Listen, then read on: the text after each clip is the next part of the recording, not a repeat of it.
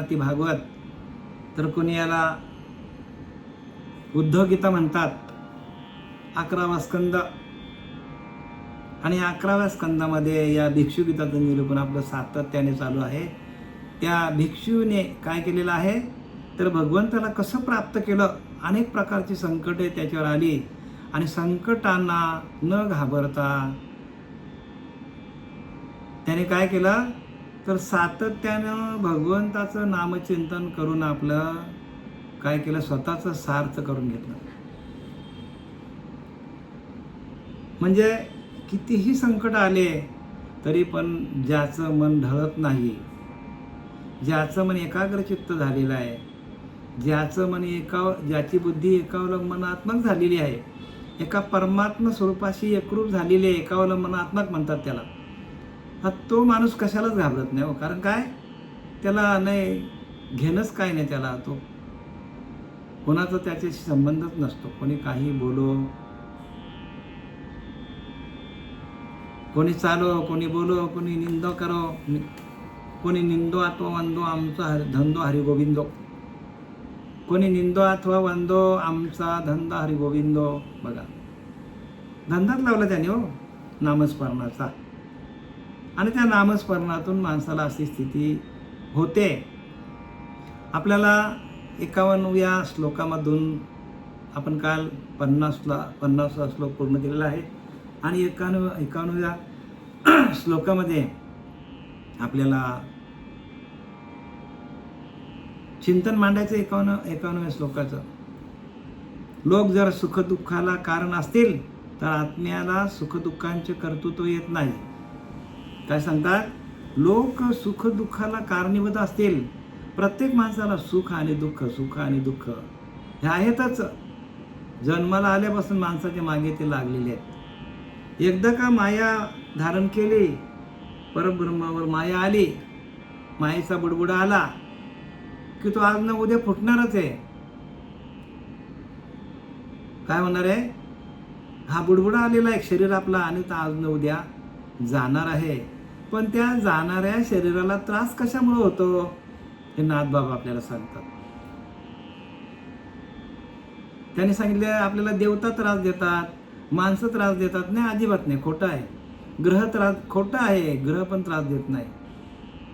मग त्रास कोण देतो, अंतरीचा अंतरात्मा. नाही, तो तर त्याचा काही संबंधच येत नाही हो. मग त्रास देणारं कोण येतं, आपल्याला आपलंच मन त्रास देतो. आणि म्हणून त्या मनालाच काय करायला पाहिजे, मनालाच आपण स्थिर करण्यासाठी जी क्रिया आहे, क्रियेविन शब्द ज्ञान त्यासी नमनती सज्जन, देव प्रसन्न अनुतापे करावा. क्रियेविन शब्द ज्ञान, ती क्रिया आहे. त्या क्रियेच्या माध्यमातून आपल्याला आपलं मन सम होतो. समबुद्धी घेता समान श्रीहरी. शमदमावरी हरी झाला. बघा, त्या शमदमाच्या पलीकडं आपल्याला हरी व्हायचं. हरिमुखे गाथा हरपली चिंता, तया नाही मागुता जन्म घेणे लागे, वासनेच्या संगे त्याची अंगी झाली हरिरूप. नाथबाबा सांगतात आपल्याला. आणि म्हणून आपल्याला त्या हरीशी एकरूप कसं व्हायचं, आणि ही जी प्रक्रिया आहे त्या प्रक्रियेच्या माध्यमातून आपल्याला समत्व साधता येतो. परमात्मा सगळीकडे सारखा आहे. परमात्मा सगळीकडे समप्रमाणात आहे. तो आपण कल्याणमध्ये आहोत, डोंबिवलीमध्ये आहोत, तरी पण तो सम आहे. अमेरिकेला गेले तर तो समच आहे. आणि तिकडे कमी इकडे जास्त असता तर तिकडे कोणी गेलाच नसतं, मग सगळे इकडेच पळाले असते. म्हणून तो कसा आहे, तर सगळीकडे सर्वत्र सदा सम, विभाग अधोत्तम, मतीवशी संभ्रम विवांचिती. ज्ञानोबा सांगतात आपल्याला, सर्वत्र सदा सम यत विभाग अधोत्तम, मतीवशी संभ्रम विवांचिती. माणसाची मती आहे की परमात्मा इकडे कमी आहे आणि तिकडे नाही, सगळीकडे सारखाच आहे. कारण तो कसा आहे, तर तो आपण श्वासावर त्याची पारख घ्यायची. तिकडे गेले तरी तेवढेच श्वास आपल्याला, कुठल्याही देशात गेलो तरी आपल्याला तेवढे श्वास मिळतात. श्वास येतो जातो येतो, तो आपला परमात्मा आहे. आणि त्याच्याकडे सातत्याने लक्ष ठेवून जर आपण राहिलो तर आपल्याला काहीच करायची गरज नाही. पण आपलं लक्ष तिथून काय होतं, बाजूला होतो आणि आपलं मन इकडे तिकडे भरकडतो. त्या मनाच्या मागे धावतो माणूस, धावतो धावतो धावतो मृगजलासारखा. काही मिळणार नाही. म्हणून मनोमार्गे गेला तो तेथे चिमुकला, हरिपाठ हे स्थिरावला तोची धन्य. मनाच्या मार्गाने गेलो आपण की संपलं. मग हरिपाठ म्हणजे हरीचा पाठ, म्हणजे हरीचा अभ्यास कसा करायचा, हरीला आपण आपलंसं कसं करायचं, त्याला हरिपाठ म्हणतात. हरीला आपलंसं कसं करायचं, हरी आहे आपल्याच जवळच, पण त्याला सम कसं करायचं, त्याला श्वासावरती त्याचं भजन करून, श्वासावर भजन करता करता करता त्याच्याशी एकाग्र कसं व्हायचं आणि धावणाऱ्या मनाला आपल्या आटोक्यात कसं आणायचं, हा परमार्थ आहे. धावणारं मन जे आहे तो विषयांच्या मागे धावतो, तो अहंकाराच्या मागे धावतो, तो लोकांच्या मागे धावतो. त्याला मोठेपणा मिळाला की तिकडेच धावतो. तो ज्ञानाच्या मागे धावत नाही. ज्ञानाची अवस्था स्थितप्रज्ञ, स्थिर. एकदा ज्ञान झालं की तो धावपळ करत नाही. त्याला कीर्तन करायला पण आवडत नाही, त्याला प्रवचन करायला पण आवडत नाही. हो, कीर्तन प्रवचन करणं म्हणजे खरं तर हे त्रासदायक गोष्ट आहे, नाहीच करायला पाहिजे खरं म्हणजे. पण आता अधिकार घेऊन मनुष्य येतो ज्यावेळेला, त्यावेळेला त्याला जनामध्ये जाण्यासाठी आपल्याला काय करायला पाहिजे की जनामध्ये आपल्याला जाऊन लोकांना थोडंसं आपलं ज्ञान वाटता यावं. जगाच्या कल्याणा संतांच्या विभूती, देहकष्टविती परोपकारी. जगाच्या कल्याण आहेत, संत येतात जगाच्या कल्याणासाठी येतात आणि या विभूती आहेत त्या, आणि ते काय करतात, आपल्याला ज्ञान देतात आणि पुढे घेऊन जातात. आता आपल्याला काय सांगतात, लोक जर सुखदुःखाला कारण असतील तर आत्म्याला सुखदुःखाचे कर्तृत्व येत नाही. आत्मा येत नाही, जात नाही, तो काहीच करत नाही. आत्मा काहीच करत नाही बरं का, लक्षात घ्या. काय काय म्हणतात, आत्मा सगळं करतो. अजिबात आत्मा काहीही करत नाही, तो सगळीकडे सारखाच आहे.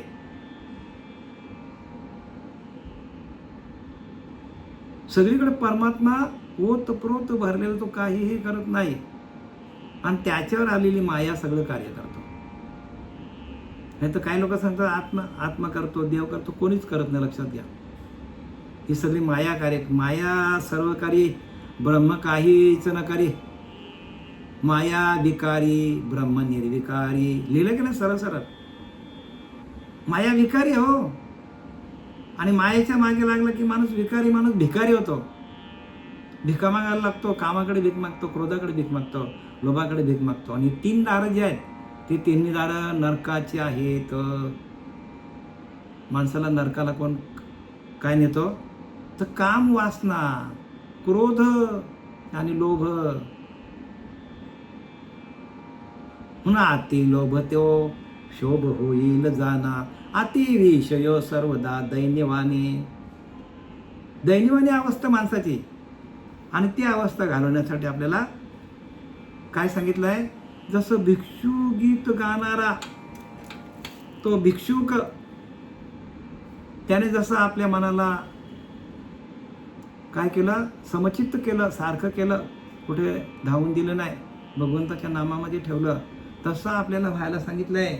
तुका म्हणे अंगी व्हावे ते आपण, तरीच महिमान कळो येईल. आपल्याला तसं व्हावं लागेल, संतांसारखं व्हावं लागेल. सुखदुःखाचे कर्तृत्व येत नाही आणि कर्तृत्वही येत नाही बघा. आणि पुढे काय लिहिलंय, विकार रूप 2 देहांनास्ते असते. जेवताना जीव आपल्या दातांनी चावली गेली तर तिने कोणावर रागवावे. आपलीच दात, आपलीच जीभ आपल्या दातांमध्ये सापडली तर आपण कोणावर ओरडणं सांगा तुम्ही. ओरडायला काही चान्सच नाही ना. आपलीच जीभ आहे, आपलेच दात आहेत आणि ते चावले, आपण कोणावर ओरडणार.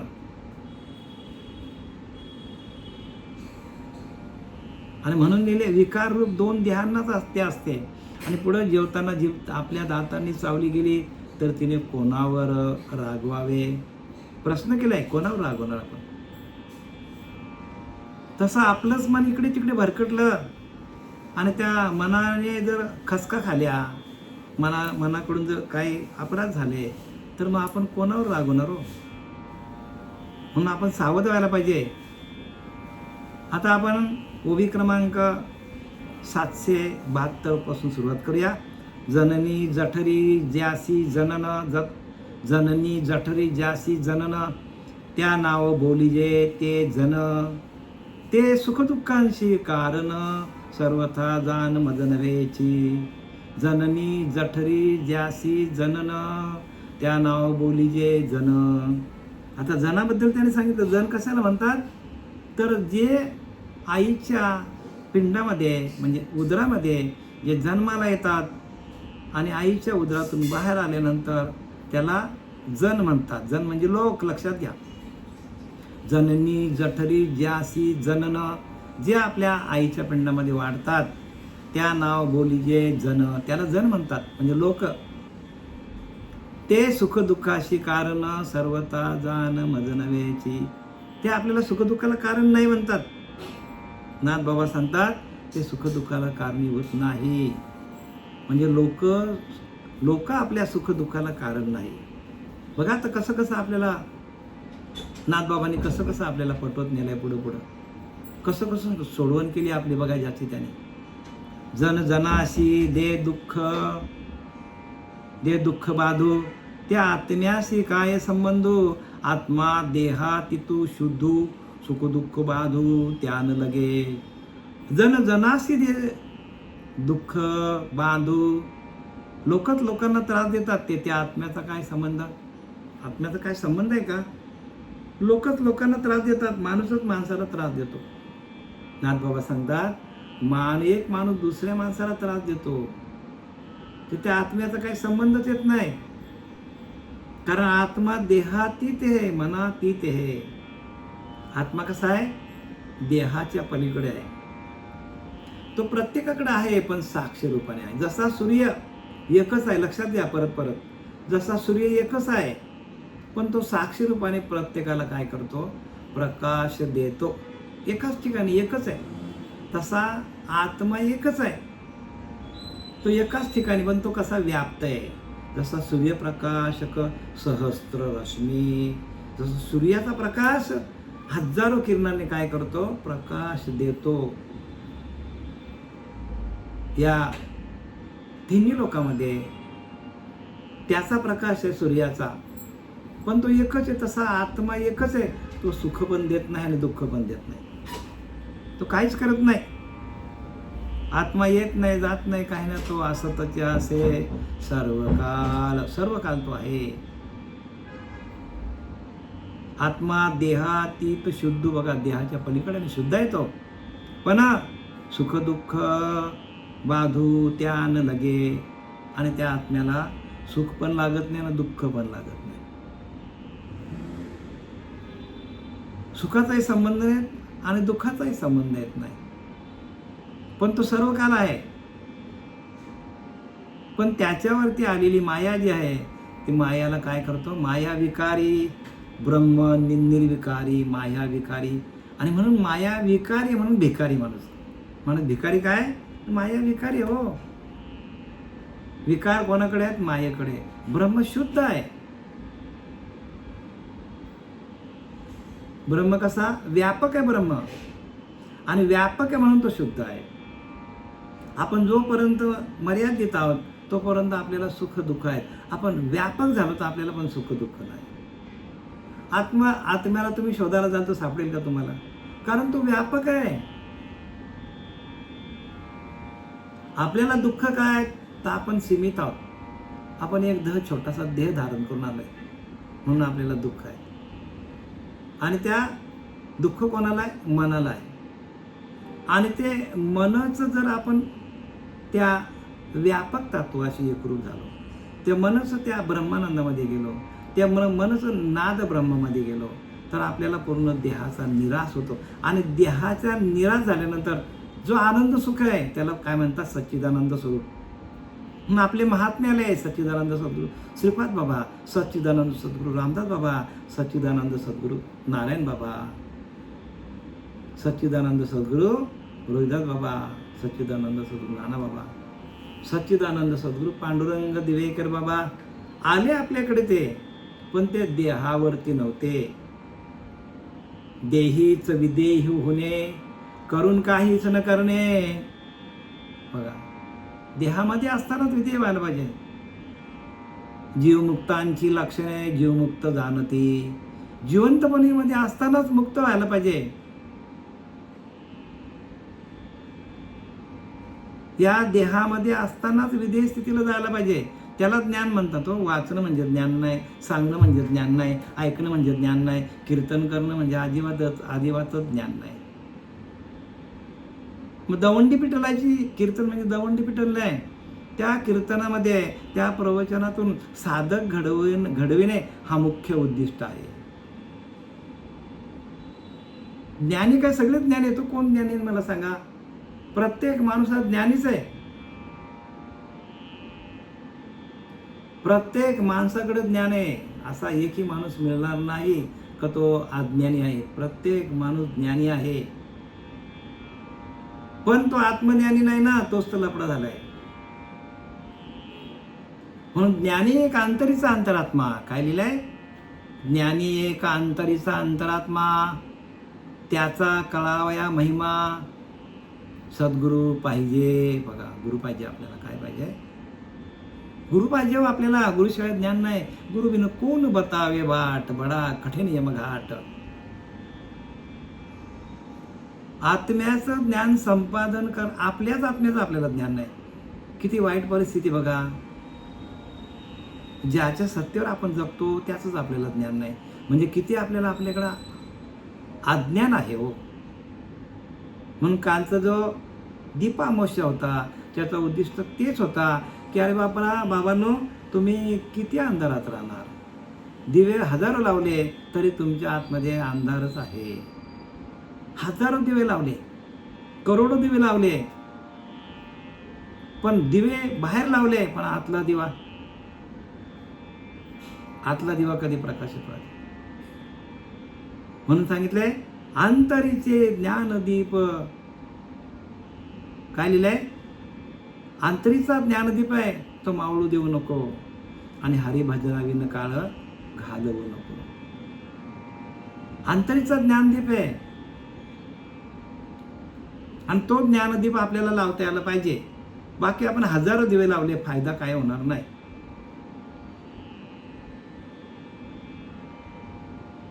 म्हणून तर त्यांनी व्यापकता सांगितले. जैसा दीपे दीपू लाविजे, आदिल कोण न ओळखीजे, तैसा सर्वत्र जो मज भजे, तैसा सर्वस्व जो मज भाजे, तो मीच होऊन ठाके पांडवा.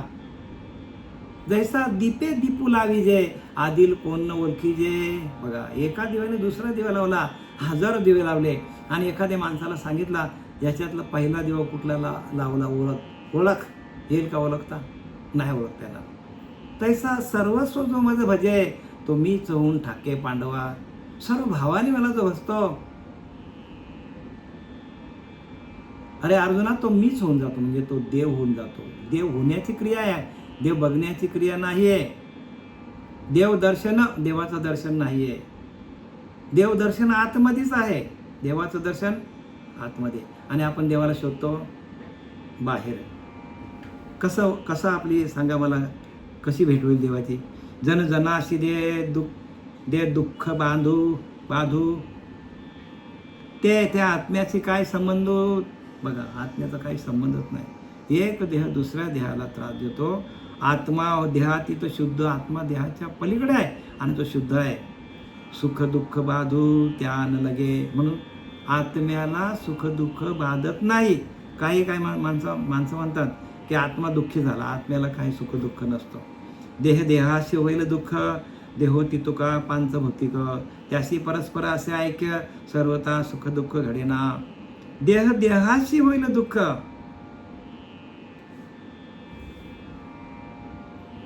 देहाने देहाला दुःख होते. बघा, एक देह दुसऱ्या देहाला आपटला, असे म्हणावे तर ते शरीर पंचमहाभूतांचे कार्य आहे बघा. एका पंचमहाभूताने दुसऱ्या पंचभूता एका एका म्हणजे पाण्यामध्ये गेला, पाण्यामध्ये मिक्स केलं, काय त्रास होईल? अग्नीमध्ये आपण काय केले? एकत्र केली. एका अग्नी दुसऱ्या अग्नीमध्ये आपण टाकली, काय होईल? त्रास होईल का? देहाने दुसऱ्या देहाला काय केलं, काय होईल का? कारण देह तो पाचाभूतांचे झाले. देह कसा आहे? पंचभूतांचा बनलेला आहे. सांगायचं काय नाथबाबांना? पुढे बघूया आपण काय सांगतात बघा. काय लिहिते? देहाने देहाला दुःख होते असे म्हणावे तर ते शरीर पंचमहाभूतांचे कार्य आहे. त्यात कोणकोणत्या तत्वाला सुख दुःख देणार? बघा, कुठल्या तत्वाला सुख होणार, दुःख देणार? एका देहाने दुसऱ्या देहाला मारला किंवा आपल्या टक्कर झाली तर त्रास कोणाला होणार? कोणत्या तत्वाला? बघा, हे तत्वाचं निरूपण आहे. हे निरूपण जे आहे ते आतलं चाललेलं आहे, पंचमहाभूतांचं चाललेलं आहे. म्हणजे पृथ्वी, आप, तेज, वायू, आकाश हे पंचमहाभूतांचा जो देह आहे, तर एका पंचमहाभूताने दुसऱ्या पंचमहाभूतामध्ये गेला तर त्रास होतो का? नाथबाबांना ते सिद्ध करायचं. नाथबाबांना काय सिद्ध करायचं? हे संत आहेत, हे आपल्याला कुठे नेऊन ठेवतील माहीत पडणार नाही. त्यांच्या मनामध्ये असे विचार असतात की आपल्याला ते काय करतात? आपल्याला शुद्ध करतात, ते आपल्याला शहाणे करतात. प्रत्येक जीव हा शहाणा व्हावा आणि तो माझ्याकडे यावा, कारण तो माझाच अंश आहे. म्हणून संतांना चिंता आहे, संतांना आपली चिंता आहे, देवाला आपली चिंता आहे. आपण चिंता कोण करणार? ज्याने जन्माला घातले त्याला आपली चिंता आहे, पण आपण त्याचं भजन केलं तर त्याला त्याची चिंताला आपली चिंता लागेल. सकळ देहाचा करीतो सांभाळ, तुझं मोकाळीला ऐसे नव्हे. सगळ्या देहांचा तो सांभाळ करतो. आपल्याला टाकेल का? नाही टाकणार हो, भगवंत टाकणार ना आपल्याला. सगळ्या देहांचा तो सांभाळ करतो. जळा माझी जळ सुता, जेवी जळाशी नवे व्यथा, का दीपू दीपे एकवटता, दीपाशी सर्वथा दुःख न बाधे. एका पाण्याच्या भांड्यामध्ये आपण दुसरा वरतून पाणी टाकला, त्याला काय दुःख होतो का? समुद्राच्या लाटा आहेत आणि लाटांवरती वरतून पाऊस पडला तर लाटांना काय त्रास होतो का? पाण्यात पाणी मिक्स झालं, काय त्रास होतो का? काहीच त्रास होत नाही, कारण ते पाणी, पावसाचं पाणी आणि समुद्राचं पाणी एकच आहे हो. पावसाचं पाणी आणि समुद्राचं पाणी एकच आहे, वेगळं नाही आहे.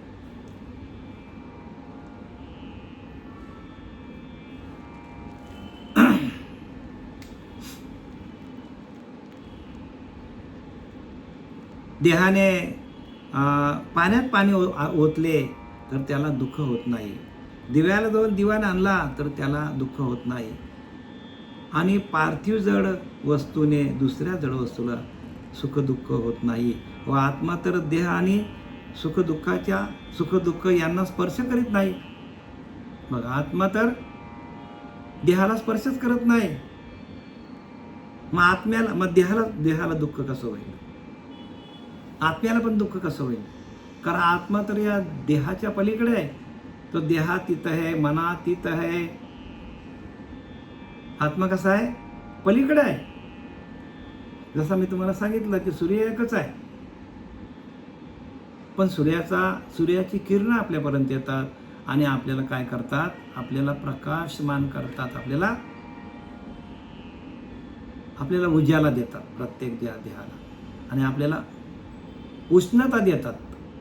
प्रत्येक देहाला ते तारणारा सूर्याचं किरण आहे, सूर्याचा प्रकाश आहे. आणि त्या प्रकाशाच्या माध्यमातून आपण काय करतो? आपले सगळे व्यवहार करतो. हा देह जो आपल्याला आहे तो सूर्यप्रकाश आहे म्हणून आपण आहोत. सूर्यप्रकाशाच्या उष्णतेने काय होतो? तर अन्न तयार होतो, आणि ते अन्न आपण खाल्लं की आपल्याला उष्णता येते, आणि त्या खाल्लेल्या अन्नापासून काय होतो? तर वीर्य तयार होतो, आणि वीर्यातून आपली उत्पत्ती होते. वीर्य आई वडिलांनी खाल्लं आई वडिलांच्या वीर्यातून आपली उत्पत्ती होते. म्हणजे चांगलं कार्य की नाही. पण इथं काय सांगायचं की देहाला दुःख होते असे म्हणावे तर ते शरीर पंचभूतांचे कार्य आहे. परत लिहिले त्यात कोणकोणत्या तत्वाला सुख दुःख देणार. बघा, पाण्यात पाणी ओतला, त्याच्यानंतर वायूमध्ये वायू मिक्स झाला, कोणाला त्रास होणार आहे. आणि म्हणून काय सांगतात की जळामध्ये जळ सुता जेवी जळाची नव्हे व्यथा का दीपे एकवटता दीपाशी सर्वता दुःख नवादी तेवी पार्थिवासी सुख दुःख बाधा न घडे त्याशी आत्मा ना तळे सुख दुःखाशी तो देहाशी स्पर्शन. बघा, आत्म्याचा आणि देहाचा काही संबंधच येत नाही म्हणतो. आत्म्याचा आणि देहाचा संबंध येत नाही का आत्मा देहातीत आहे. जर सूर्याचा ना आपला काही संबंध नाही, पण साक्षी रूपाने तो आपल्याकडे आहे. तसा भगवंत कसा आहे, साक्षी ब्रह्म. 14 ब्रह्मापैकी साक्षी ब्रह्म आहे. शब्द ब्रह्म, त्याच्यानंतर शब्द ब्रह्म, सगुण ब्रह्म, निर्गुण ब्रह्म, सगुण ब्रह्म, निर्गुण ब्रह्म. तसा साक्षी ब्रह्म आहे. साक्षी रूपाने प्रत्येकाकडे परमात्मा भरलेला आहे. आत्मा कसा आपल्याकडे साक्षी रूपाने आहे, म्हणून त्याला साक्षी ब्रह्म म्हणतात. पण त्या सांगतात की आत्म्याचा ना शरीराचा काही संबंध नाही. तो देहाशी स्पर्शानं. बघा, देहाला स्पर्श पण होत नाही आत्म्याचा, पण तो साक्षी रूपाने आहे. लक्षात घ्या, साक्षी ब्रह्म म्हणजे काय. जसं सूर्य आहे, सूर्याचा ना आपला काही संबंध नाही, पण सूर्य आपल्याकडे साक्षी रूपाने आहे. म्हणाल जीव जो देहाचा अभिमानी सुख दुःख होते त्या लागोने दुःख भोगता दुजेपणी पाहता कोणी दिसेना. काय सांगितलंय, देहाभिमानी जीवाला सुख दुःख होते.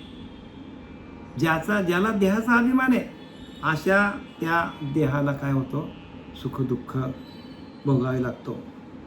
देहाभिमानी जीवाला सुख दुःख होते, दुसरा कोणी दुःख भोगणारा दिसत नाही. असे जर म्हणावे तर ते बरोबर नाही. बघा, म्हणजे काय, देहाभिमान जीवाला सुख दुःख होते, दुसरा कोणी दुःख देणार नाही असं आपण म्हटलं तर ते पण चुकीचं आहे सांगतात. मग आता सुख दुःख भोगणारा कोण आहे. सुख दुःख कोणाला होतात, देहाभिमान जीवाला सुख दुःख होते, दुसरं कोणी दुःख भोगणारा राहत नाही असे म्हणावे तर ते बरोबर नाही बरं का. मग आता सुख दुःख कोणामुळे होतात ते सांगतात. आपलीच जीवा जर आपल्या दाताने आपण रगडली, आपली जीवा आपले दाती रगडली होय आवचिती तया कोपाची अतिप्राप्ती कोणाप्रती करावी. आता आपलीच जीभ जर आपल्याच दाताने चावली तर आपण कोणावर कोप करणार असं नाथबाबा सांगतात.